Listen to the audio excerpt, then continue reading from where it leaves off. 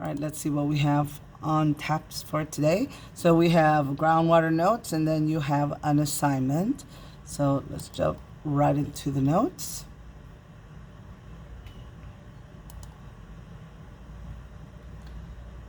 Let me clear up some of the screen.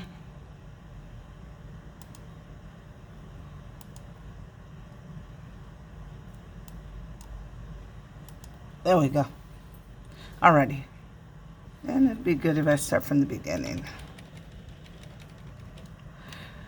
All right, so groundwater or aquifers are probably something you did cover already in elementary school. I can remember folks going out to do presentation at elementary schools around this topic, but we'll see. All right, so what is groundwater?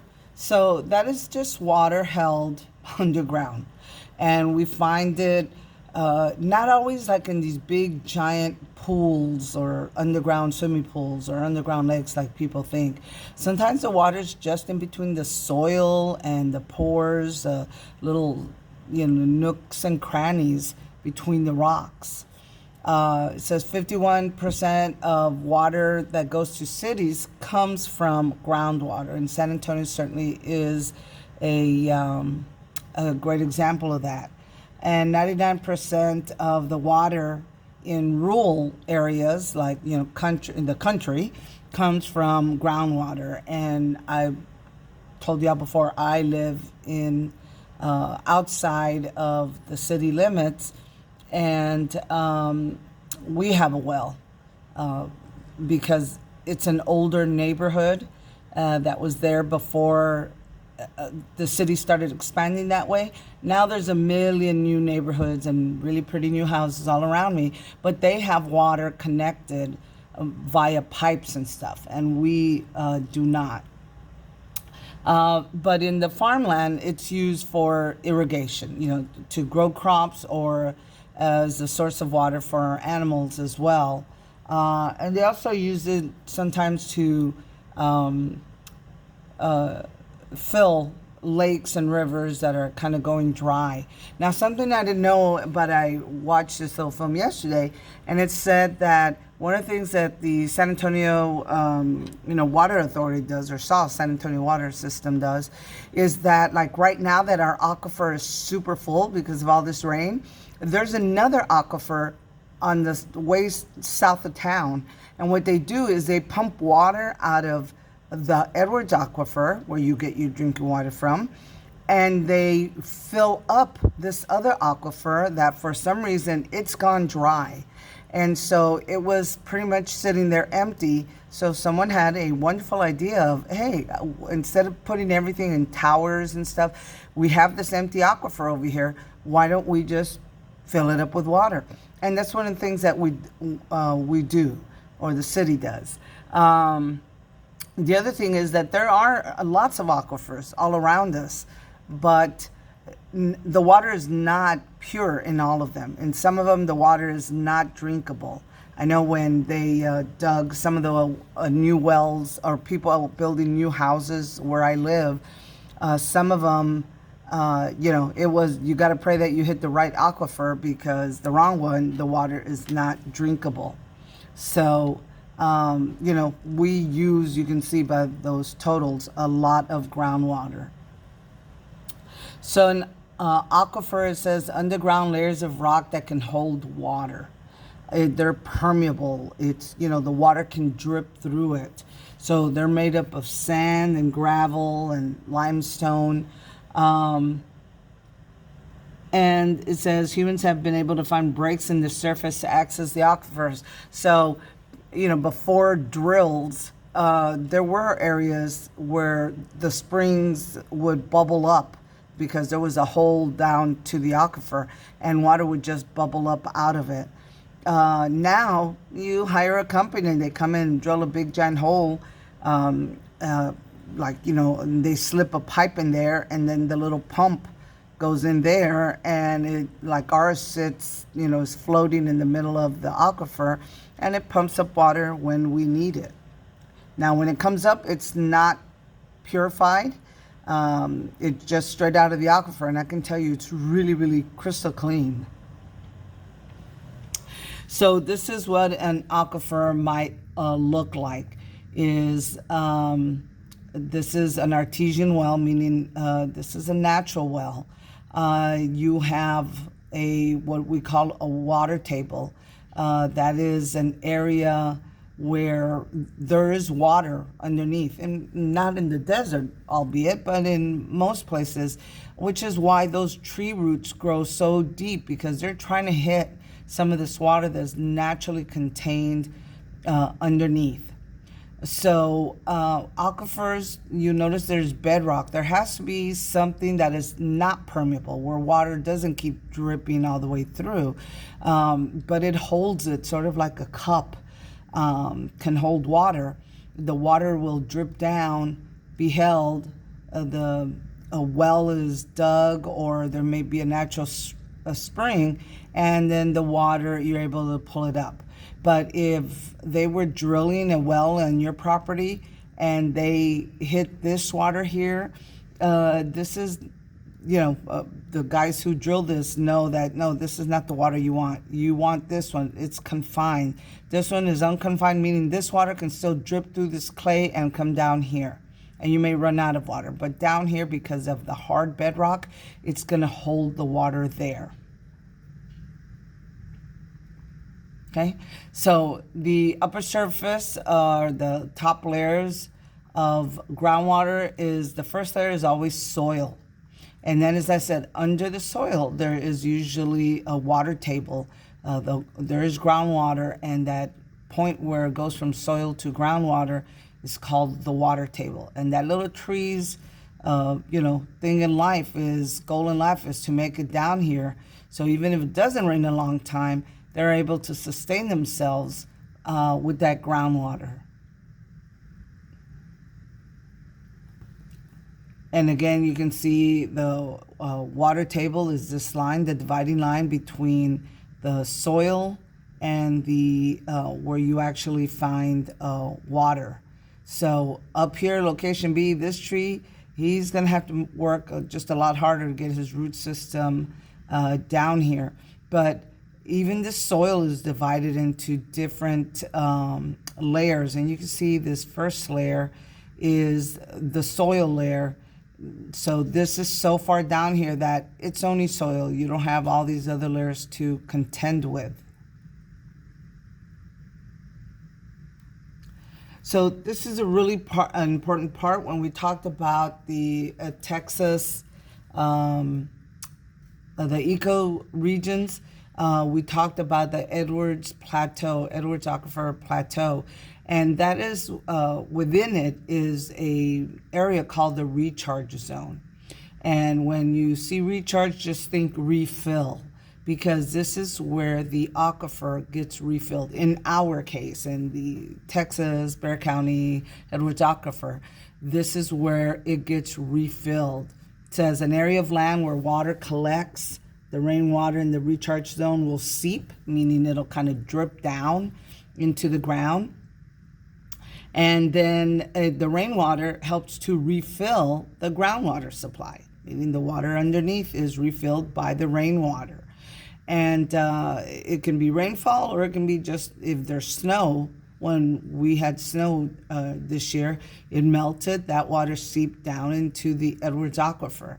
So in our case, like where Sul Ross is, this is not part of the recharge zone. If it rains here in this area only, that doesn't help fill the aquifer. It helps that less people are going to be watering their lawns because it rained in their house, but it doesn't refill the area. That recharge zone is actually north of San Antonio. So we can see here is like downtown. You'd have to go north of San Antonio to find this area that when rain falls there, you're going to get it flowing into the recharge zone and then filling in the Edwards Aquifer. And again, remember, now I have seen some videos where they show someone actually scuba diving in what is the Edwards Aquifer, but it is really not like one big giant lake underneath. It's all these little pockets. And when we're pumping water here, it kind of draws in water from all these other little pockets up there. One thing that is there too is we have here the Balcones Fault Zone. This was an area, a very, very old, millions of years old area where it was two tectonic plates that came together and was really very active in earthquakes and stuff. It is really deep underneath. The plates have pretty much closed together, but you know, there's still some of these fault lines. That's why every once in a while you hear about an earthquake south of San Antonio, like Falls City, or those little towns between here and Corpus, is because it's the same thing. There's a really old tectonic plates that came together, and they still every once in a while shift way down deep here, and you still sometimes get a little bit of tremor up there. So the green is the surface of the land, and then what you see, the gray says relatively impermeable, meaning water can't go down through here. Now, if we do drainage to come and bring the water to that area, then it can go in here. But this gray a layer stops water from going down.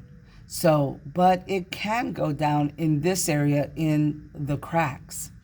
So this is limestone here. And limestone is very porous. Limestone is a type of rock that was made because Texas used to be underwater. And all the millions and millions of years of little dead fish bodies, layers upon layers, and then with pressure made limestone. And it is a very porous rock, and the water can trickle through it. Again, this is like the cup. This is impermeable. The water doesn't just keep seeping further down. This holds it within that area. And because it's held there, we're able to drill those wells and hit the aquifer pockets and get water out. But the recharge zone is just where the water refills the aquifer. So again, you can see here San Antonio. We're about right here where the letter A is, as far as Sul Ross is concerned, and where you see this light blue, this is the only place really where water can trickle down into the aquifer. Now, contributing zone up here is you have runoff that may come into this area from all this green area. So it contributes, it does give something, but it's runoff. And if it makes it to this light blue area, then it can seep down into the aquifer. Transition area is just where it's moving from this to this artesian zone. And I need to look up artesian zone because I just don't quite remember what that means. But I'll look that up while you're working. But I know they're type of aquifers as well. As I said, I live like out here, and you can see it says artesian zone. I think what it means, this is the area where you can draw water out of the aquifer. But I'll look it up so I'm not lying to you. In discharge zones, this is where groundwater meets surface water. So there are, it says the groundwater will add more water to rivers. So there are points, especially right now, that the aquifer is so high that water is going to be able to seep out because they have springs. And I mentioned before in San Pedro Park here near downtown, there's a natural spring. And when the water level is high, the springs are spewing out their water and you get San Pedro Creek. So there are times when the aquifer does help fill the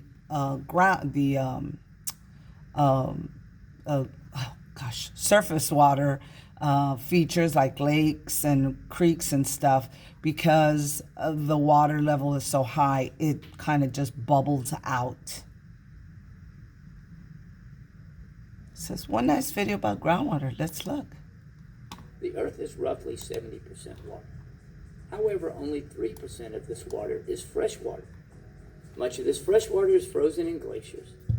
You'll find some of the water in rivers and lakes, but almost 30% of this fresh water is groundwater. But what is groundwater? Welcome to Moo Moo Math and Science and Groundwater.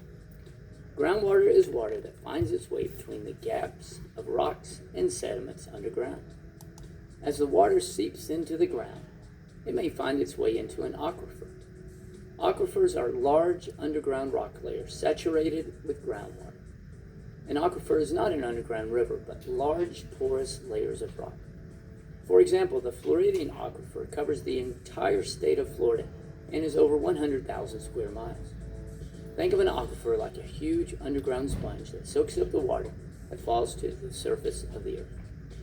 If you grabbed a shovel and started digging straight down, you may strike water.